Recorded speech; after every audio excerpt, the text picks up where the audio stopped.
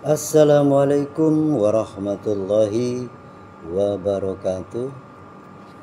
Bertemu kembali dengan kami Basis di channel Cahaya Hati, channel yang mengungkap dan mempelajari akan ilmu-ilmu ajaran agama, ilmu rohani, ilmu ajaran rohani, ilmu qadim, ilmu kitab qadim, ilmu kalam qadim, ilmu ajaran agama samawi, agama yang satu yang datangnya dari Tuhan yang satu, Allah Subhanahu wa Ta'ala, Tuhan yang Maha Esa.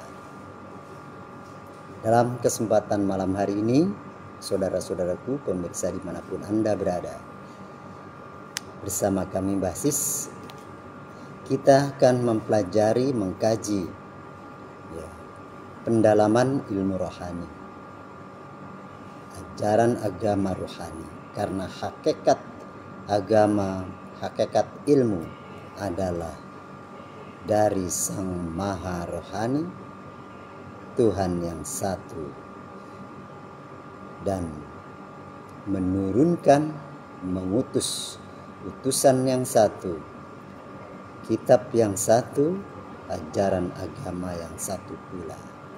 Inilah agama untuk seluruh manusia sedunia sejak diciptakannya manusia pertama, yaitu seorang manusia sebagai pembawa risalah, pembawa ajaran agama samawi. Dia adalah Nabiullah Adam alaihi salam, atau manusia pertama yang membawa ajaran agama Tuhan. Baik, kita coba mempelajari dari kitab suci Al-Quran yang telah diterangkan dalam suratul Ikhlas yang berbunyi Bismillahirrahmanirrahim, Qul huwallahu ahad.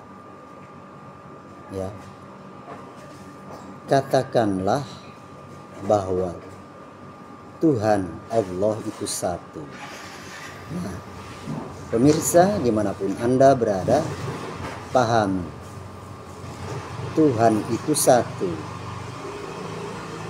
Sejak awal diciptakannya alam semesta ini beserta isinya, termasuk makhluk yang namanya manusia, Tuhan itu satu. Dengan sebutan di dunia bermacam-macam sebutan. Sedangkan dia di alamnya, di alam Sang Maha Rahasia, alam yang tak bisa terjangkau oleh nalar logika manusia, tidak sama dengan apapun dan tidak serupa dengan apapun. Dia laisa kamislihi sayun. Dia berdiri sendiri, tiada awal, tiada akhir. Itulah pemahaman yang satu, ajaran yang satu. Sehingga jika kita ketahui Tuhan itu satu, ya, yang menciptakan alam semesta beserta isinya, maka ketahuilah untuk seluruh umat manusia di dunia, khususnya di zaman ini, maka ajarannya pun satu, kitabnya pun satu, rasul yang diutus pun satu. Karena dunia ini hanya ada satu, yang namanya manusia pun satu. Makhluk yang namanya manusia satu, manusia. Selain manusia ada hewan, tumbuhan, bendawi dan sebagainya. Nah, ini harus dicermati, dipahami dalam-dalam dengan kesadaran tinggi, nalar logika tinggi manusia yang hidup di dunia. Jika Tuhannya satu, maka agama pun satu sesungguhnya. Nah, yang jadi pertanyaan, mengapa banyak nama merek agama di dunia ini? Kemudian banyak kitab-kitab dari setiap agama di dunia ini. Banyak nama-nama rasul ya di dunia ini ya, dari setiap agama. Nah, perlu dicermati bersama-sama dengan perenungan dan pemikiran yang dalam, bahwa agama yang diturunkan di dunia ini dari alam maha. Jika Tuhan di maha akhirat, maka diutuslah alam utusan, alam akhirat. Kemudian dari alam akhirat ya, mewujud ke dunia. Karena alam maha akhirat dan alam akhirat itu adalah alam rahasianya, alam unsur rahasia persifatan kebesarannya. Ada, namun tiada wujud. Seperti itu. Yang ada wujud hanya di dunia. Nah, agama yang ada di dunia ini dengan merek agama berbeda-beda menjadi banyak. Rasul menjadi banyak, kitab suci menjadi banyak. Karena turunnya agama di setiap zamannya itu berbeda-beda.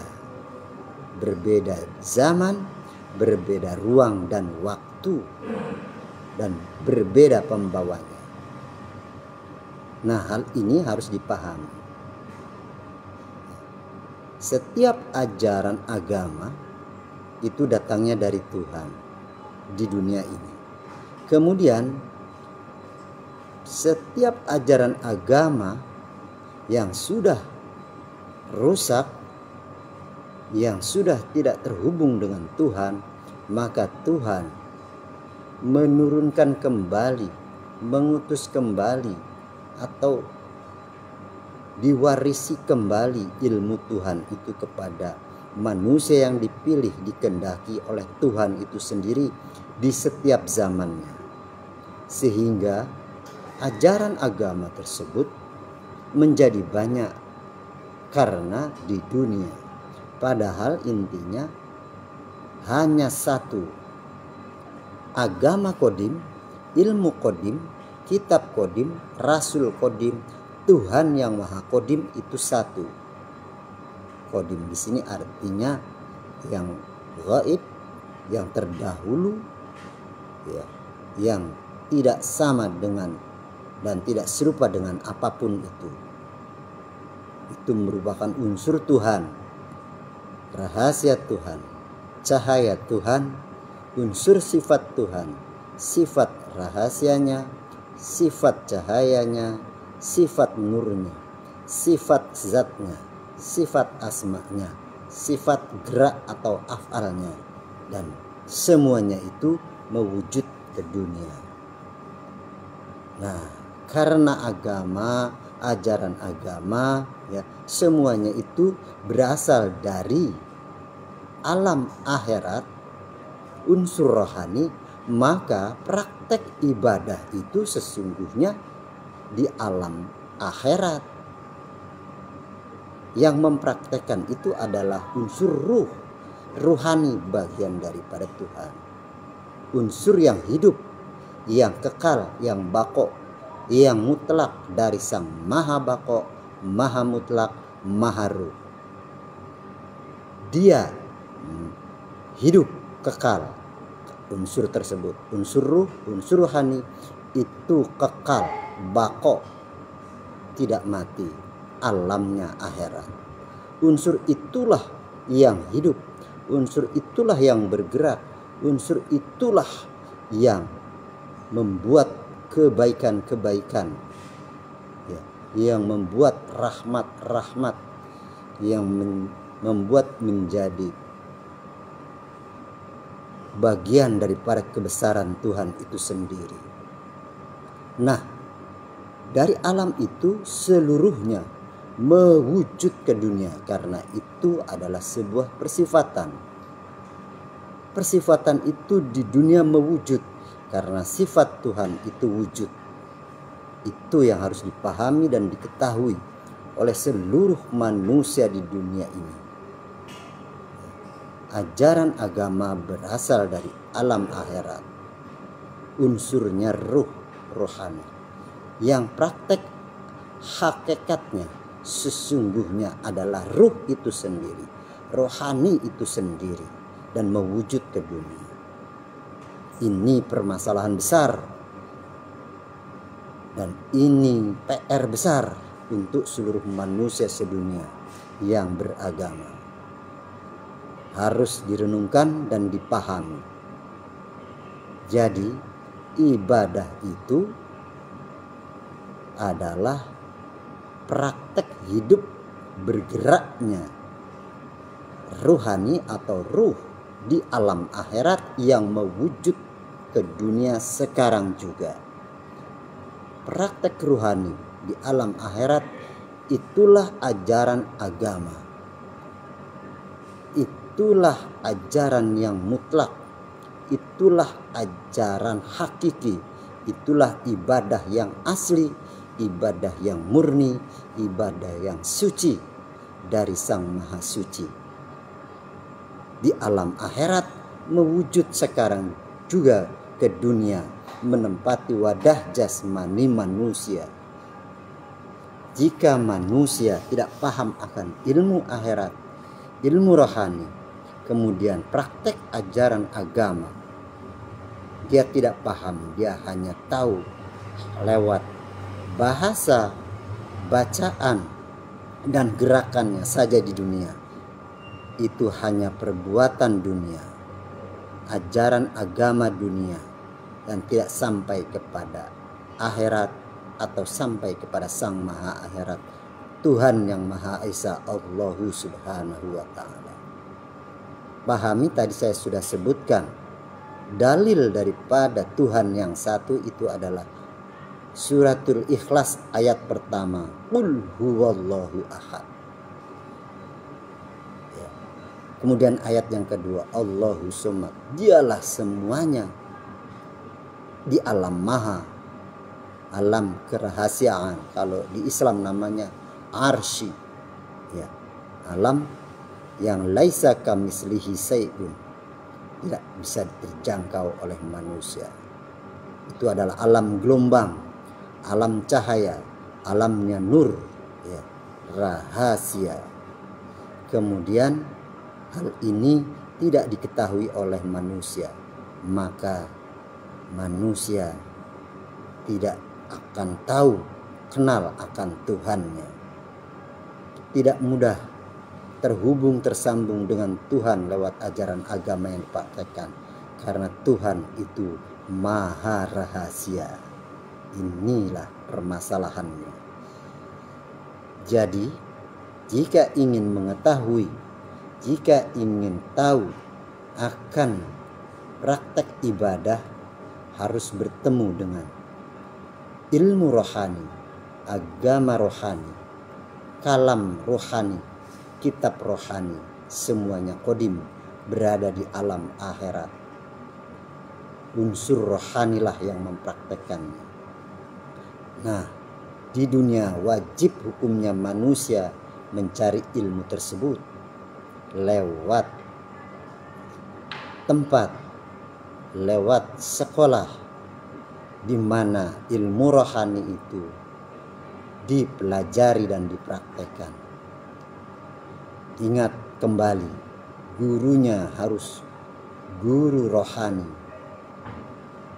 guru yang waris dan mutlak ilmunya, ilmu dari para pewaris-pewaris terdahulu, yaitu ilmu rohani yang dibawa oleh para rasul-rasul terdahulu, nabi-nabi terdahulu, dan diwarisi oleh pewarisnya sampai dengan di zaman ini. Seperti itu.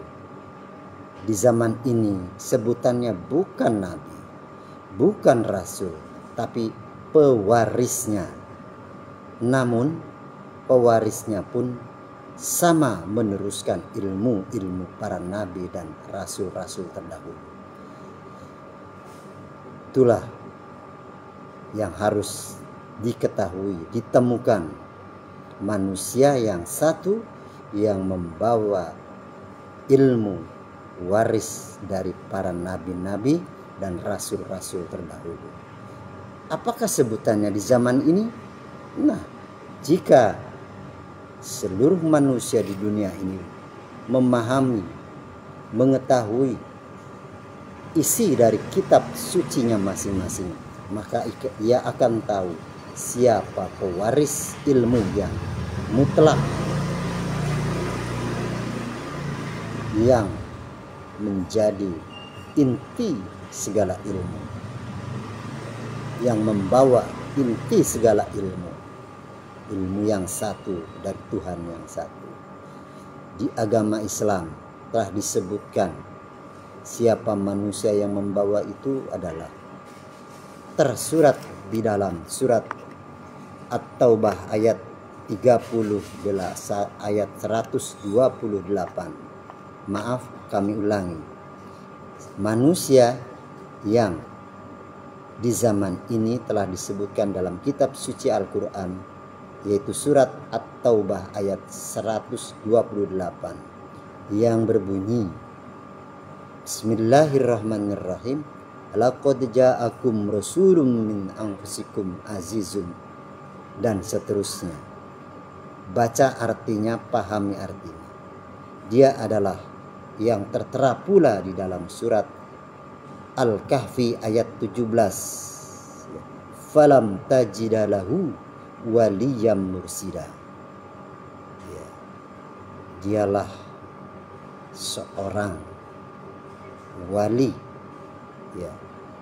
seorang hamba, seorang manusia yang di balik dirinya ada nur Tuhan, manusia yang sudah terhubung dengan Tuhan. Dan termasuk di surat Al-Maidah ayat 35, yaitu wabtaghu ilaihil wasilah wajahidu fisabilihi. Dialah pembawa wasilah, dialah pembawa tali penghubung, dialah sarana untuk terhubung manusia di dunia dengan Tuhannya di maha akhirat, untuk berjalan di jalan Tuhan, hidup bersama Tuhan di dunia ini. Wajahidu fisabilihi. Wajahidu fisabilihi itu adalah hidup berjalan di jalan Tuhan, jihad hidup berjalan di jalan Tuhan, tidak di jalan lain, yaitu jalan Siratal Mustaqim. Sedangkan jalan Siratal Mustaqim, jalan yang lurus, itu adanya di alam akhirat. Ya, alam akhirat. Sudahkah kita tahu alam akhirat? Sudahkah kita menyeberang ke alam akhirat lewat jembatan Siratal Mustaqim atau jalan yang lurus, jalan yang satu itu? Ini PR dan ini permasalahan besar untuk manusia sedunia dalam beribadah. Seperti itu. Nah, diterangkan pula dalam surat An-Nisa ayat 59. Ya, atiullah wa atiur rasul wa ulil amri minkum. Taatlah pada Allah di alam maha akhirat, di arsy, di alam yang laisa kamislihi sayun, yang tidak terjangkau oleh nalar logika manusia, yang tak terhingga. Kemudian wa atiur rasul, taatlah pada rasul, maka taatlah pada utusan Tuhan, utusan Allah. Rasul itu adalah utusan. Rasul itu bahasa Arab, bahasa Indonesianya utusan. Berarti jika utusan Tuhan, utusan Allah, maka dia, utusan tersebut, datangnya dari sisi Allah, datangnya dari yang mengutus. Jika yang mengutus itu bukan manusia, maka yang diutus itu pun bukan manusia. Jadi Rasul itu bukan manusia, dia adalah unsurnya Tuhan, dialah cahaya Tuhan, dialah nur Tuhan, dialah sifat Tuhan, af'al Tuhan, asma Tuhan, zat Tuhan yang akan mewujud ke dunia. Jadi itulah Rasul, itulah yang diutus, itulah unsur yang diutus oleh Tuhan, yang datang dari si Tuhan sendiri, Allahu subhanahu wa ta'ala. Dan wa ulil amri minkum, dialah manusia sebagai pemimpin manusia, sebagai pembimbing manusia untuk menuju Tuhan di maha akhirat. Ulil amri minkum itu adalah sifat Tuhan yang mewujud pada manusia. Manusia pertama adalah yang sering disebut Nabi Adam. Nabi Adam itulah ulil amri minkum sesungguhnya.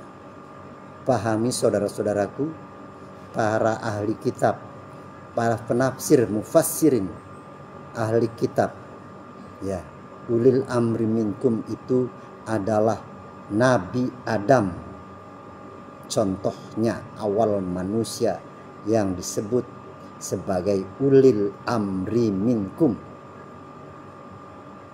pemimpin dan pembimbing manusia di dunia untuk berjalan di jalan Tuhan, untuk hidup bersama Tuhan di dunia ini, mempraktekkan ilmu-ilmu Tuhan, memanfaatkan alam semesta ini beserta isinya lewat ulil amri minkum. Ya. Ini PR besar, ini masalah besar bagi mufassirin ahli kitab dalam menafsirkan kalam suci, kitab suci, ayat suci di dalam kitab suci. Jika tidak paham, maka akan menjadi kesesatan bagi seluruh manusia di dunia yang mempraktekkan ilmu ajaran agama lewat kitab suci namun tidak sampai kepada pemiliknya. Seperti itu. Nah, setelah tadi kami sampaikan Tuhan itu satu, Dia maha segala, ya, maha mulia dan sebagainya. Lam yalid wa lam yulad. Ya, Dia tidak diperanakan dan tidak beranak. Dia adalah sang maha rahasia di alamnya, sang maha gaib. Ya, tidak mungkin diketahui, manusia mengetahui jika tidak ketemu utusannya yang mewujud ke dunia, yaitu ulil amri minkum tersebut. Walam yakullahu kufuwan ahad. Dia tidak bisa serupa dengan makhluknya, ya, tidak sama dengan makhluknya. Ya, jadi jangan berkata bahwa aku ini Allah, aku ini Muhammad. Salah besar. Manusia itu adalah percikan unsur dari rahasia kebesaran persifatannya.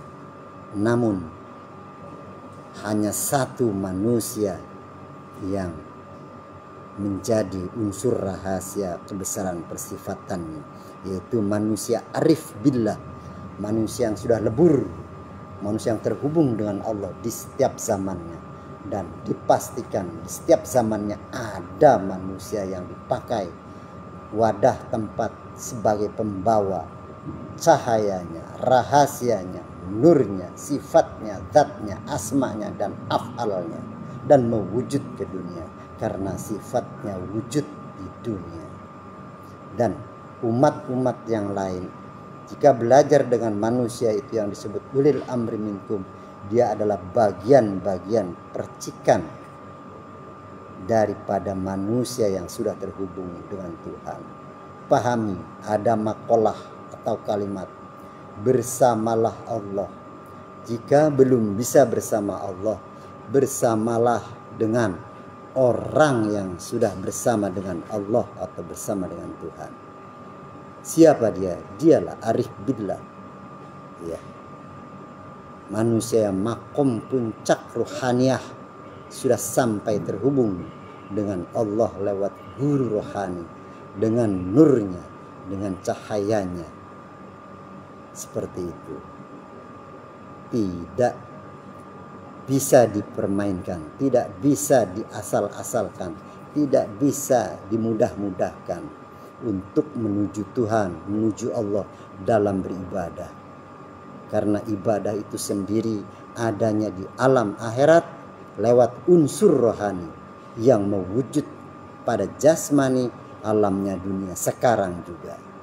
Untuk masuk ke alam akhirat, untuk beribadah lewat rohani, manusia yang jasmani, manusia yang hidup di dunia harus mampu menyeberang ke alam akhirat, alam rohani yang disebut Nabi, udkhulu fisilmi kafah, masuklah kau ke dalam dirimu keseluruhan. Itu artinya masuk ke dalam akhirat, karena akhirat itu sendiri ada di balik dirimu sendiri.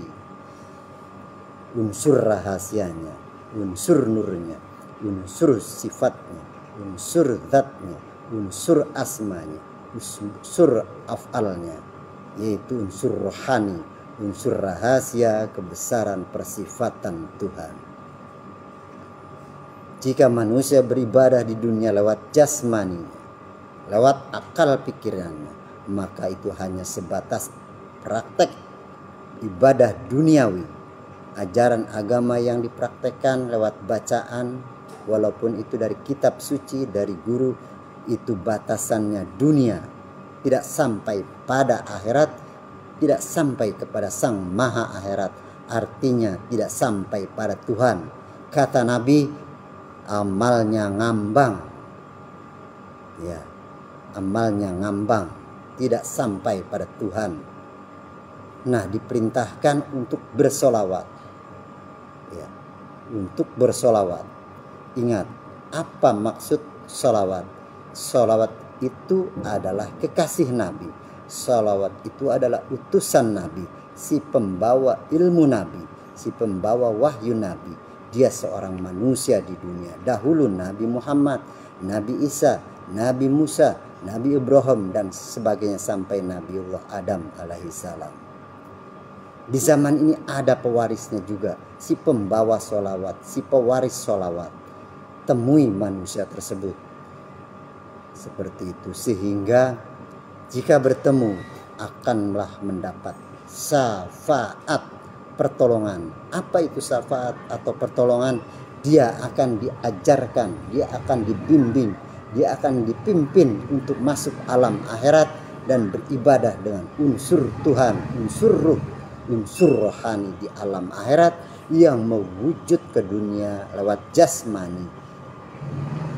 Seperti itu. Pahami ya. Pahami saudara-saudaraku, untuk seluruh umat manusia sedunia. Ini sangat penting. Ya.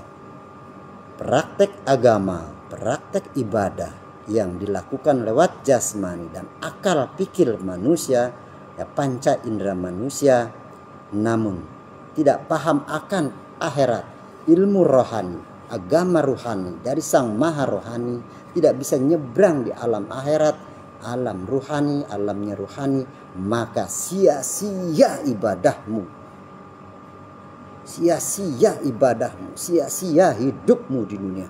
Kau tidak kenal Tuhan, kau tidak kenal Allah, kau tidak kenal yang menciptakannya, apalagi yang menciptakannya. Rasulnya pun kau tidak kenal, pembimbingnya pun kau tidak kenal, gurunya kau pun tidak kenal. Inilah permasalahan besar umat manusia di zaman ini. Ya, sekali lagi, untuk direnungkan, untuk dipahami, dan untuk dipikirkan. Afala tatafakkarun, afala ta'qilun, afala yubsirun. Jangan hanya sebuah simbol, hanya sebuah literasi, sebuah ucapan, tapi kau tidak mendalaminya secara hakiki, secara hak, secara mutlak. Sedangkan kita manusia adalah sesungguhnya manusia rohani. Manusia tidak bisa hidup tidak bisa bergerak, tidak bisa mendengar, tidak bisa melihat, tidak bisa berkalam tanpa ada unsur rohani. Unsur rohani adalah unsurnya Tuhan. Dan jika kau paham Tuhan, kau akan ketahui kun fayakun Tuhan. Saat ini pula, detik ini pula, kau tahu akan kun fayakun Tuhan. Kalau kau tahu ruhani, kau tahu alam akhirat, dan kau tahu akan Tuhan. Inilah pemahaman ilmu rohani. Inilah pemahaman ajaran agama rohani. Agama yang satu, ilmu yang satu, kitab yang satu, dari Tuhan yang satu dan Rasul yang satu. Praktek ibadah agama itu di alam akhirat berarti dengan unsur ruh, unsur rohani, ilmu rohani, agama rohani. Itulah manusia yang beriman.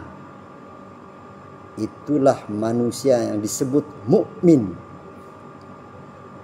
Alam akhirat, ya. Ini satu. Alam akhirat. Alam dunia, apakah kau sudah selesai pula, sudah finish pula, sudah paham? Itu tadi kami membicarakan tentang rukun iman.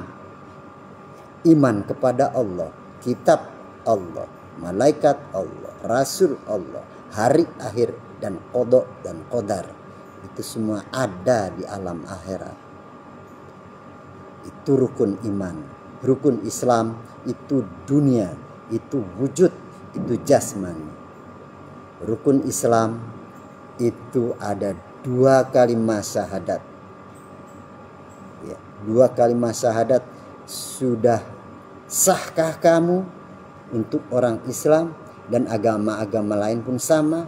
Sudah tahukah iman kepada Tuhan atau yakin pada Tuhan? Ini penting. Syahadat, kalimatnya bersaksi. Sudahkah kau bersaksi akan Tuhan, dan sudahkah kau bersaksi akan Rasul Tuhan di dunia? Ini penting. Baik saudara-saudaraku yang beriman, jangan tegang, ya, jangan stres. Ini sekedar informasi, ya, untuk seluruh umat manusia di dunia, ya, agar menjadi catatan yang sangat mendasar, ya, untuk kita manusia di dunia ini yang memiliki agama dan mempraktekkan agama, ya. Jika ingin tahu, silahkan, ya, mencari, karena hukumnya mencari ilmu wajib sejak lahir sampai mati. Dan sejak lahir sampai mati, jika ketemu ilmu rohani, agama rohani, ya, masuk alam akhirat, setiap detik kau akan menuntut ilmu, dan kau akan mendapatkan ilmu dari Tuhan langsung lewat utusannya alam akhirat. Jadi dia sendiri yang mengajarkan kalam qadim. Kalau dalam bahasa Jawa disebut guru waskito, kapitayan guru sejati. Kalau di Islam Rasulullah, kalau di Nasrani Ruhul Kudus, langsung dari dia. Kalau di Hindu Atman, kalau di Buddha guru Buddha, dan sebagainya dan sebagainya. Itu saja yang dapat kami sampaikan pada kesempatan kali ini, dan saat ini selanjutnya kita akan membahas hal-hal yang lain. Ya pemirsa, inilah informasi yang dapat kami sampaikan. Jika ini memang pemahaman buat kita semua, dan jika berkenan silahkan. Namun jika tidak berkenan, kami tidak memaksa, karena sifatnya kami hanya menyampaikan perintah dari guru, ya, untuk menyampaikan informasi ini. Jika ada manusia yang berkenan, silahkan merapat untuk mempelajari. Jika tidak, itu hak individu manusia. Karena sifat kami dalam hal ini bukan berdakwah, tapi menyampaikan ilmu walaupun satu ayat. Balighu anni walau ayat, seperti itu. Jadi kalau ada kata yang kurang berkenan, ada yang salah, kami mohon maaf. Kami murid, ya, kami sedang belajar, ya. Ilmu-ilmu yang kami sampaikan jika benar sesuai dengan kitab-kitab suci, ya kan? Ada di kitab suci, itu berarti ilmu guru kami, bukan kami. Saya tidak punya apa-apa dan tidak bisa apa-apa dan bukan siapa-siapa. Seperti itu. Saya hanya murid yang sedang belajar, seperti itu. Bukan guru, bukan siapa-siapa. Baik, itu saja. Kami akhiri. Salam rahayu, salam damai, salam sejahtera. Salam kebajikan untuk seluruh umat manusia sedunia dan salam kebangkitan rohani lewat ilmu rohani, agama samawi. Agama yang satu, kitab yang satu, rasul yang satu, dan Tuhan yang satu. Wassalamualaikum warahmatullahi wabarakatuh. Salam damai selalu untuk kita semua.